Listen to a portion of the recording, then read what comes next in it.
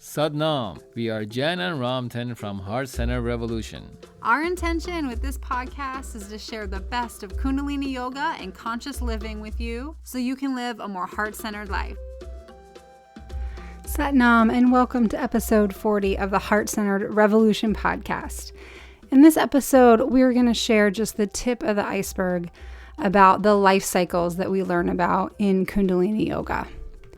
Now, understanding these life cycles can help you see periods of transition or change through a different lens and maybe give yourself a little more patience and grace as you deal with some of the major life cycles and transitions we go through. But this will all make a little more sense after the episode.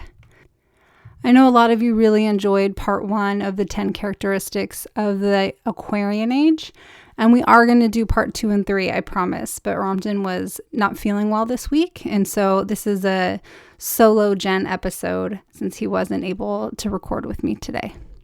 And then at the end of the episode, we're going to continue our exploration of segmented breathing pranayam techniques. And the one for today can help you calm yourself and to let go of things like blocks that are no longer serving you. And in some of our conversations with listeners, we have heard the request for a way to help support the podcast. Since we don't have ads, some listeners have requested a way to kind of help keep things going and to give back. And I finally got that stuff set up. So I'll share you how you can do that if that speaks to you at the end of the episode. All right, but for now, let's jump into the topic of today, which is life cycles. Now, this is what I found to be one of the most interesting concepts when we were going through teacher training. It just kind of gives you some insight and a framework to understand the flow of life.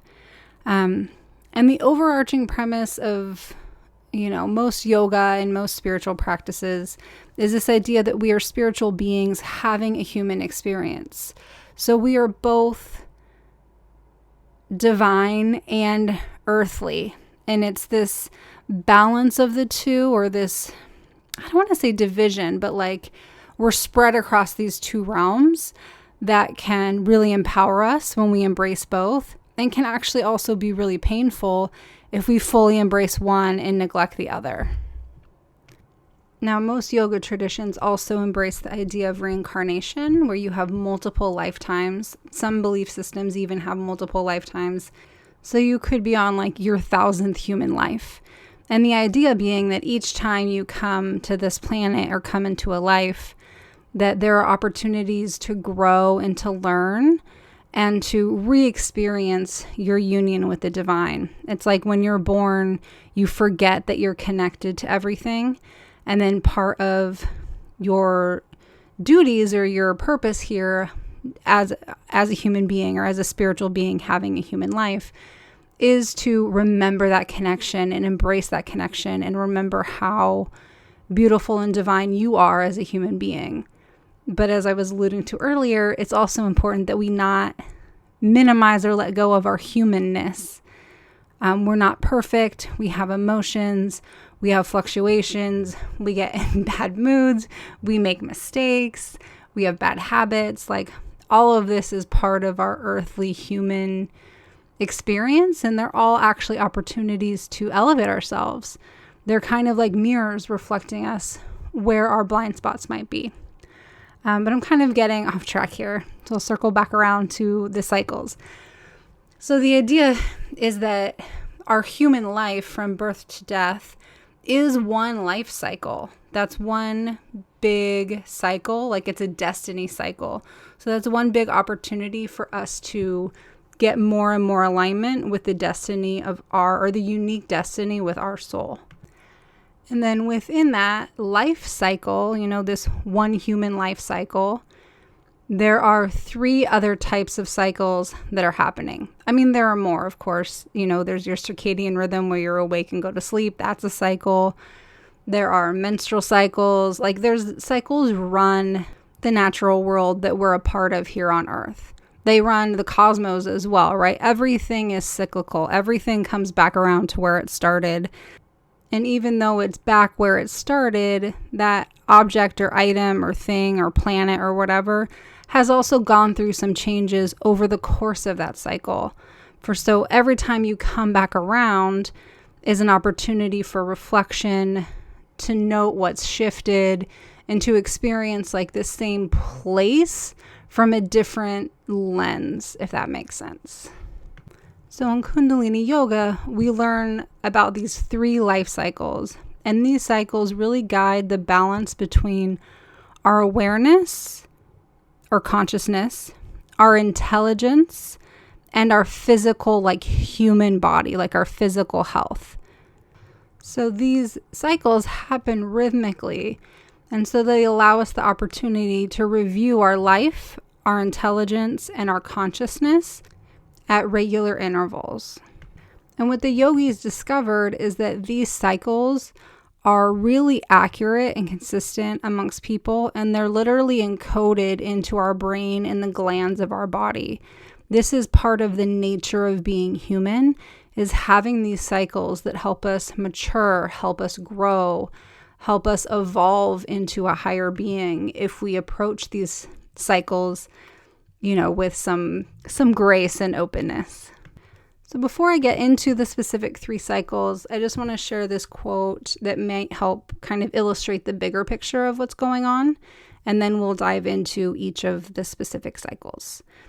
So this quote says, it's from the book that we use for teacher training. The quote says, "When you were 1 year old to 7 years old, you loved certain realms. 7 years to 14 years, you didn't. If I take a good bottle with honey, and put a nipple on it, who among you would like it if I put it in your mouth? Will you like it? Not one of you.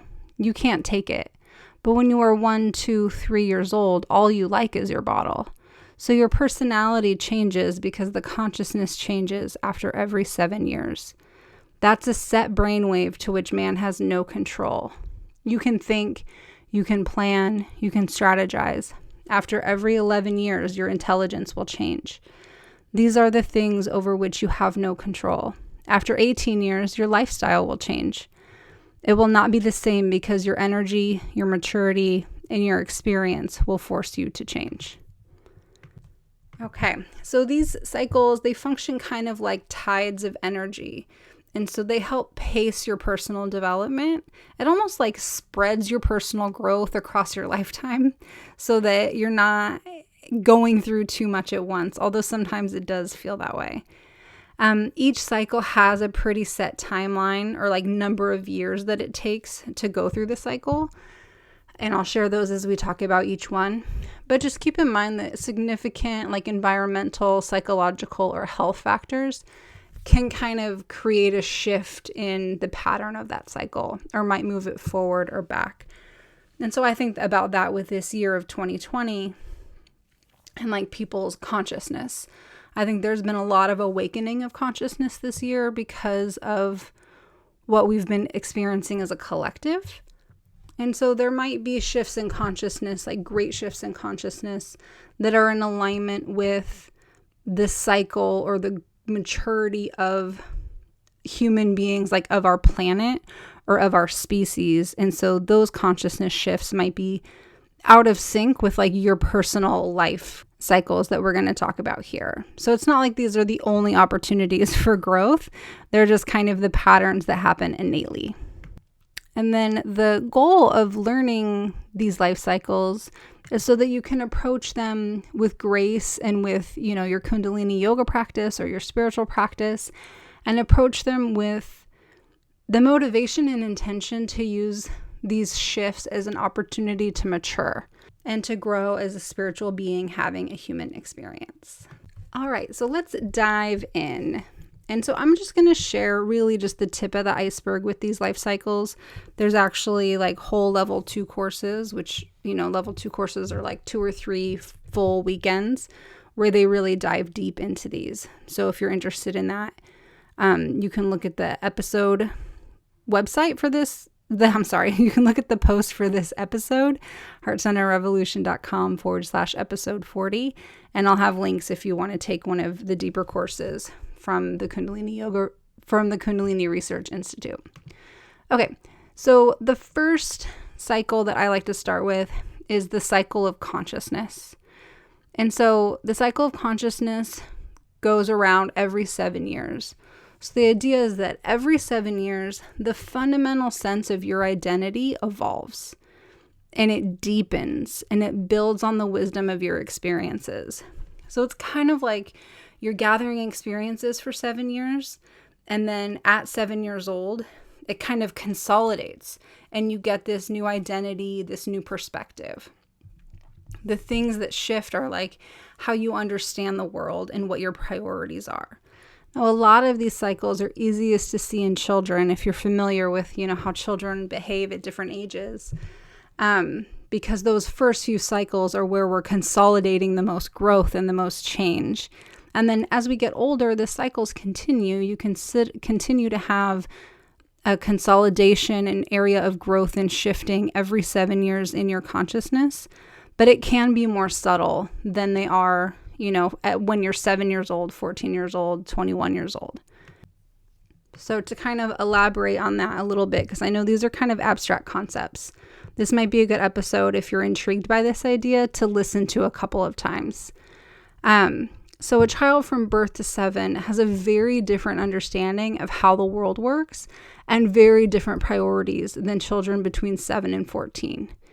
And then again, kids between 7 and 14 tend to have very different understanding of how the world works and different priorities than children from 14 to 21. The idea is that these markers, 7, 14, 21, there's a big shift in how we understand the world and what our priorities are. So like, for example, that 14 to 21 age range, like our priority is usually peers or at least social network, social structure, kind of where do we fit in is a big priority for that time period. Before 14 and after 21, it kind of becomes less important. So I created a visual, like a graph of all of these so you can see the cycles on a timeline so you can find your age and kind of like where you're at in all of these. And that'll be at heartcenteredrevolution.com/episode 40. But just as you're listening, if you're curious, these shifts happen at age 7, 14, 21, 28, 35, 42, 49, 56, 63, 7, 77, 84, 91, and 98.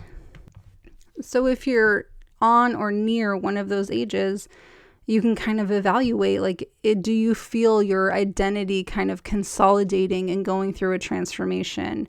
Do you feel a deepening of your understanding of the world around you and of yourself? And do you feel your priorities shifting? And now keep in mind, these shifts might not always feel pleasant.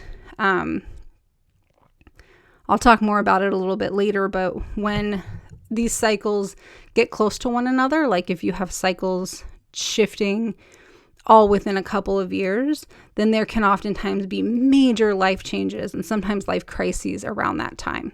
So these cycles, like these ages and cycles, are often associated with change, and a lot of times that change can be scary or unsettling or any of those things until things settle out and you kind of get on the other side of it.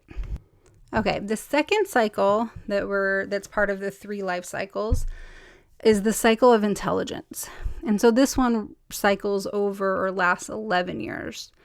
And it has to do with the way you apply what you know to solving problems and just like the horizon of your intelligence. So that's what the cycle of intelligence refers to. It's really like your ability to use your knowledge to solve problems and to see the big picture and see all the potential solutions that are available. The big thing that shifts around this time is how we use our intelligence to affect our actions. So again, you might spend 11 years like gaining information and studying and kind of putting it in your mind. And then at these 11-year marks are where it really consolidates and shows up in our life, mostly in the actions and behaviors that we choose. So this might be how we relate to others, the habits we choose to keep. And again, I find it easier to think about this through kids, maybe because I work with kids. So I apologize if you're not as familiar with like the subtle differences between, like a 9-year-old and a 14-year-old, which are not so subtle.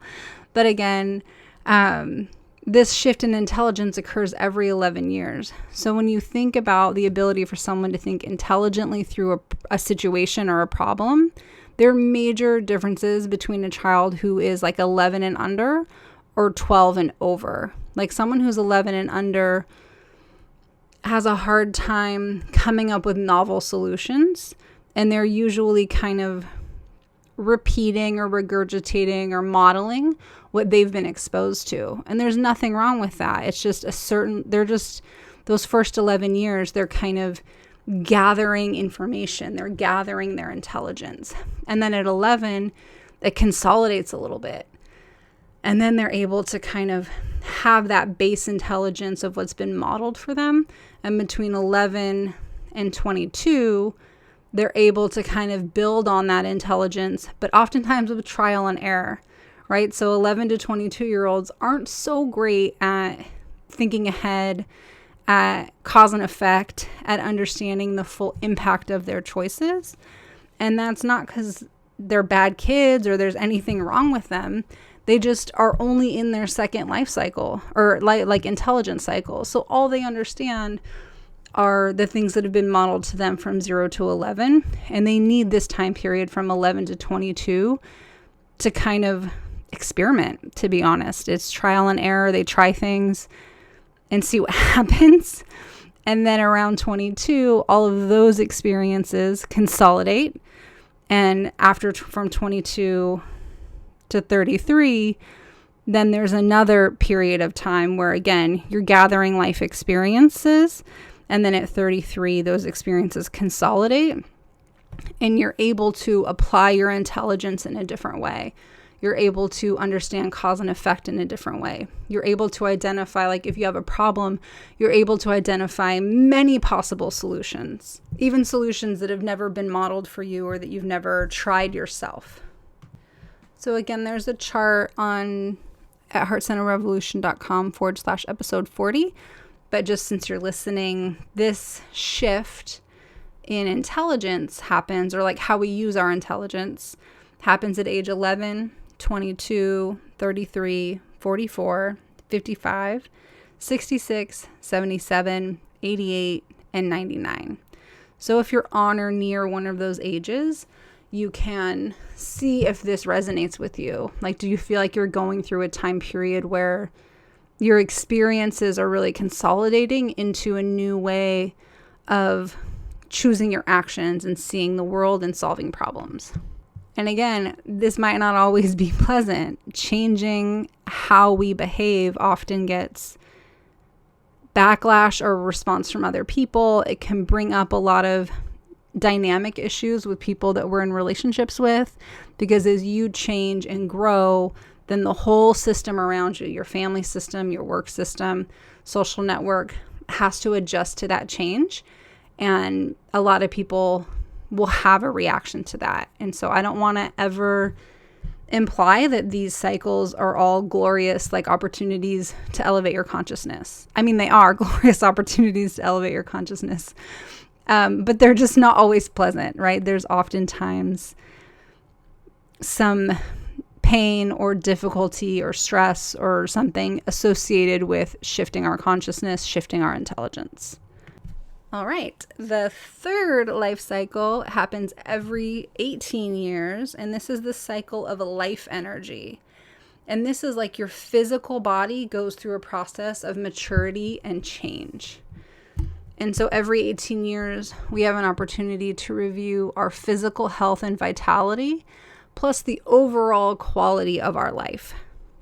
And so this happens at age 18, 36, 54, 72, 90, and 108. And I find this really interesting. I think this life energy cycle is one that's most commonly kind of accepted in Western society, probably because it deals with our physical body and something that's a little bit more mainstream than, cycles of intelligence and consciousness, which is a little more in the woo-woo spiritual realm. But because our society is more focused on physicality, I mean, they haven't designated these ages specifically, but like we do kind of categorize people around these ages. So like childhood is 0 to 18. And then young adulthood is 18 to 36, right? Like you think of someone around that age as a young adult coming into their own. Adulthood, like full-blown maturity adulthood, 36 to 54. And then middle age is 54 to 72. And then seniors, 72 to 90. And then 90 and older are our elders. And so, again, while those specific ages aren't called out in our society, we kind of, when it comes to like vitality, physical health, like what we expect of our health and our body and our like athleticism, and then even like the quality of life, we kind of think in those terms of being a child, a young adult, an adult, middle-aged, a senior, and then being an elder. So those are the 3 cycles, and they're really interesting if you happen to be at like one of the ages that is transitioning and just kind of using the cycle as a lens through which to see what's going on in your life, particularly if you're experiencing some turmoil and change. But where things get really, really interesting with these life cycles are the clusters of time, like I alluded to earlier, where all 3 cycles of life are changing over within a few years of one another. We also call this like a major phase transition. So if your, cycle of consciousness, cycle of intelligence, and cycle of life are all shifting within a few years of each other, that's when you can kind of start feeling like your life is chaotic, like things are falling apart or breaking apart, or you might feel like a dark night of the soul. Or on the other side, if you have tools and you're looking at it through a spiritual lens of growth and you're not too attached to things staying the same, these are amazing times of like awakening of consciousness and rebirthing and letting go of what wasn't serving you before and kind of stepping into a new, more expanded way of living. So to be more specific, these times when all 3 change around the same age, I'll tell you that these are the major phase transitions. So 1 is at 18, 21, and 22, the 3 cycles shift. At 33, 35, 36, all 3 flip over. 54, 55, 56, all 3 flip over. And then 88, 90, and 91, all 3 flip over. I always find it interesting, this like 18, 21, 22 major phase transition, right? That's just you're coming into adulthood. And then the other one, the 54, 55, 56 one that's our midlife crisis, because we're just like shifting and reevaluating all these areas of our lives in such a short period of time. And so you get what can be called a midlife crisis. So again, these major transitions are times when your awareness, your values, your intelligence, like how you even choose your behaviors, your energy levels, and your relationships, like all shift in a relatively short period of time. And so it can feel very disconcerting. These major life transition periods often correlate with major life changes. So often marriages, divorces, starting school, shifting your career, having children, kind of shifting your lifestyle, maybe like quitting using substances, being called to move across the country. Like these types of things, these major life transitions tend to happen during these major phase transitions. They don't have to, of course. You'll have big life moments at other times in your life. But when there's multiple changes happening, they often are during these clusters when your life cycles are all transitioning within a short period of time, relatively short period of time. And again, if you don't have the tools, if you don't have a meditation practice or a way to ground yourself or a way to be connected with like your soul, with the truth of who you are, that inner vibration that never changes, like your consciousness can change, your intelligence can change, your like lifestyle, life habits can change, but that inner vibration of your soul stays consistent. And so if you can really connect with the inner, that true you that is you, then as these other parts of yourself evolve, then it's a little less disconcerting, because it's almost like you can observe it. You become the observer of like, oh, it's interesting. Like, I used to think this way and now I don't think that way. Or I used to react to a situation this way and I don't react that way anymore. Without feeling like you're losing yourself or losing your identity. You can kind of observe the shifts from the really solid core connection with your inner self, with your Satnam. All right. And I can illustrate a little bit about these major phase transitions. So right now, as I'm recording this, I'm 39 years old. And so my most recent major phase transition was the 33, 35, 36 time period. And in my life, the shift that I associate with that, major phase change was when I started Kundalini teacher training. So I actually did teacher training when I was 31. So that's, a year and a half before the quote unquote official, cycle of change that would have started at 33. But it very clearly was like the precursor to then all these changes that occurred in my life. And so around that time period, I became vegetarian. I met Ramtin. So after being single my whole life, like literally my longest relationship was 3 months, and I had like 2 of those by the time I was 32. So I went from fully single nearly all the time to meeting my future husband and being in a long-term committed relationship. I became vegetarian.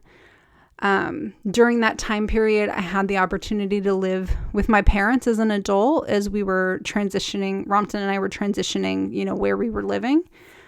That's another transition, right? We moved from Los Angeles to Orange County. We live with my family of origin, which offered me an opportunity to really heal some of the stuff from my childhood and adolescence.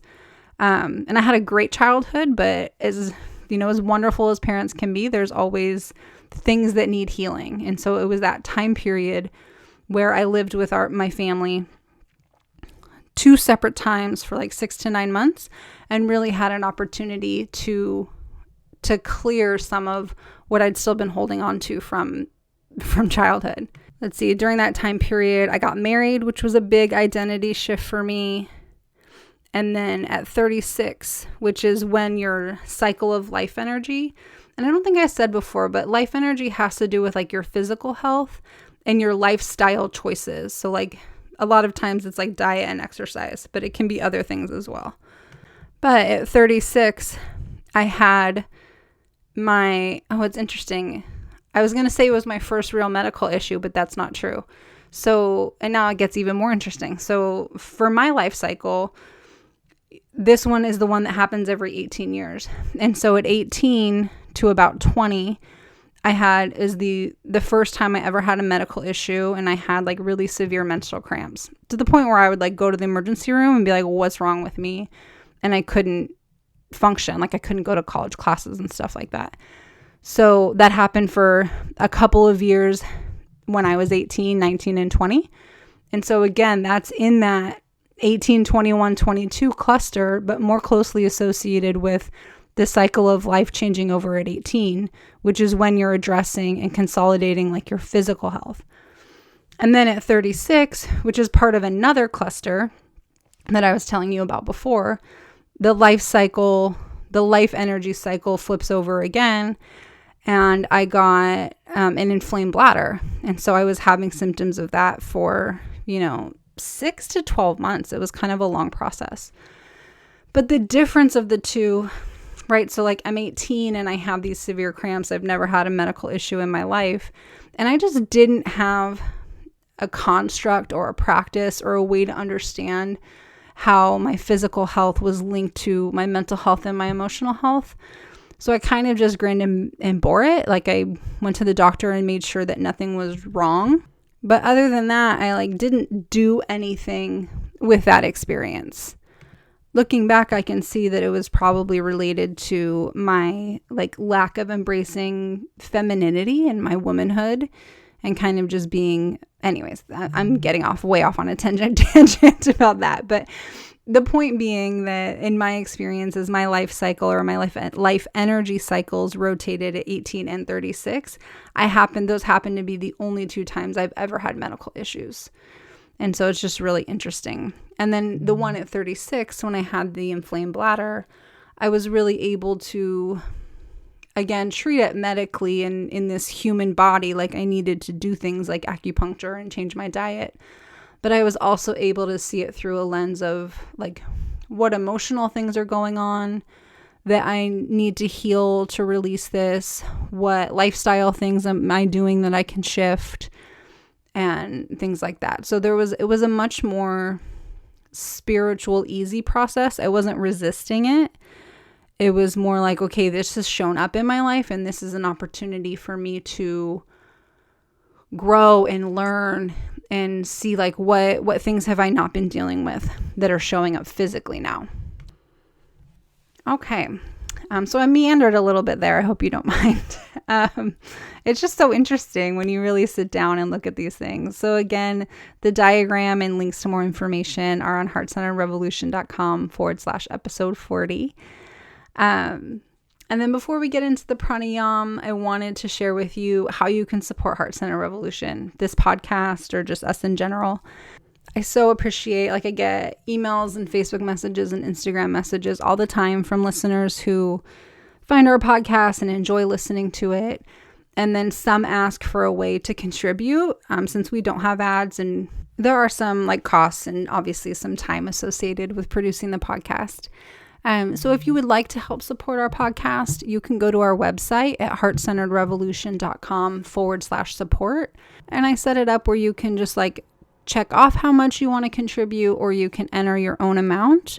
And trust me, any contribution is so valued and appreciated. I really love doing the podcast. Some weeks it's my only opportunity to teach. And so this is a labor of love, but I do appreciate some students' desire or some listeners' desire for it to be kind of a give and take instead of all one way. So that's why we set up the website. Again, it's heartcenteredrevolution.com/support. And then if you prefer, we're also on PayPal and Venmo at Heart Centered Revolution. And so you can find us there if that's easier for you. And if you don't feel called to contribute, that is beautiful as well. Or if you wish you could and you can't afford it, then what I would just ask you to do is that you just forward, pay the energy forward. And so we put effort into this, and if you get value out of it and you want to contribute but you can't, then find ways in your life to contribute. Find ways in your community and your family to help elevate those around you. And that is another wonderful way for there to be an energy exchange. Okay, beautiful. We're going to transition now into our pranayam for the day. So please just close your eyes. Come sitting up nice and tall, elongating your spine. Tilt your chin slightly down and back so you feel an opening in the back of your neck, lifting the crown of the head nice and tall. Let's roll our shoulders up, back, and down. And we'll begin just by taking some long, deep breaths. So inhaling, filling up your belly, ribs, and chest. Exhaling, releasing your chest, ribs, and belly. Continue breathing in this way, filling up your central cavity, lungs, shoulders, and then exhaling as everything compresses, releases. Take a few more deep breaths.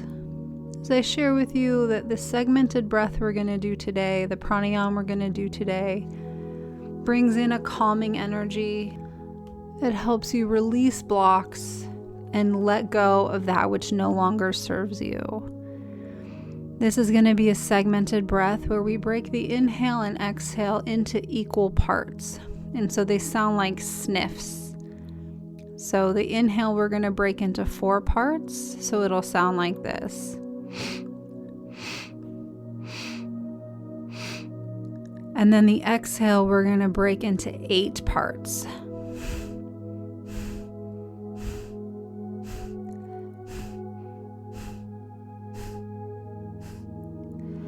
So this is the opposite of what we did last episode. Last episode, we inhaled 8 and exhaled 4, and that was an energizing pranayam.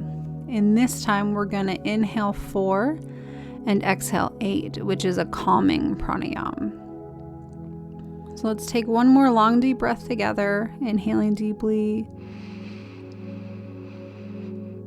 Exhale completely, all the breath out. Now inhale in 4 sniffs. 1, 2, 3, 4. Exhaling 8.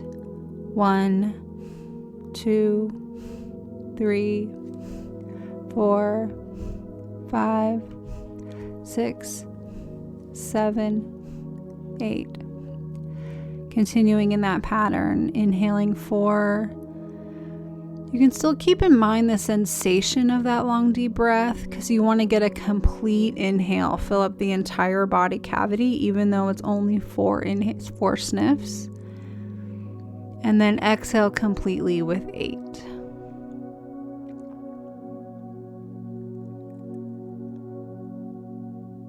Inhale 4.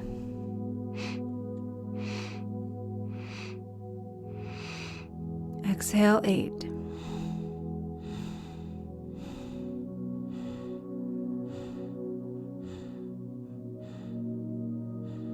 Inhale 4.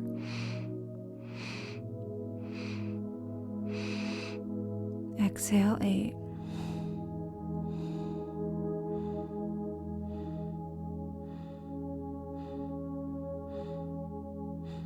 Inhale 4.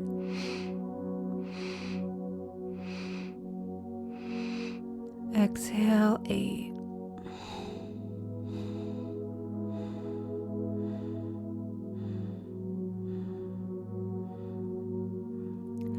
Continue with this pattern, noticing that the inhale sniffs are longer than the exhale sniffs. They don't have to be equal. You just want to break an entire inhale into 4 parts and your entire exhale into 8 parts. And now this breath has us emphasizing the exhale because there are 8 sniffs out, which is where the releasing and letting go comes from. So as you do your exhales out, your 8 sniffs, you can tell yourself that I'm letting go, releasing, letting go, releasing, letting go, releasing.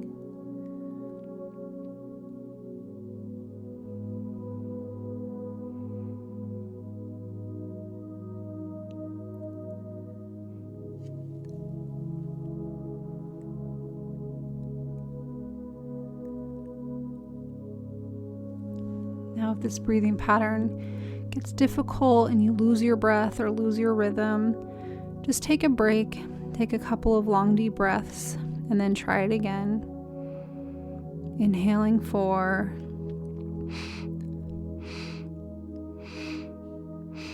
Exhaling 8.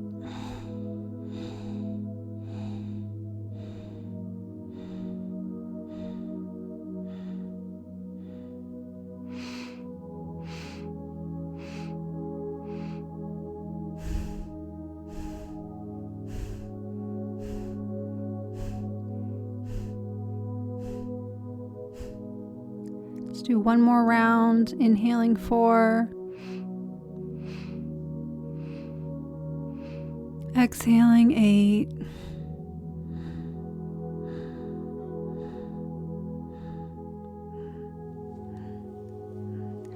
Keeping your eyes closed, take a deep inhale all together now. Suspend your breath gently for just a moment, and then exhale completely. Inhale again.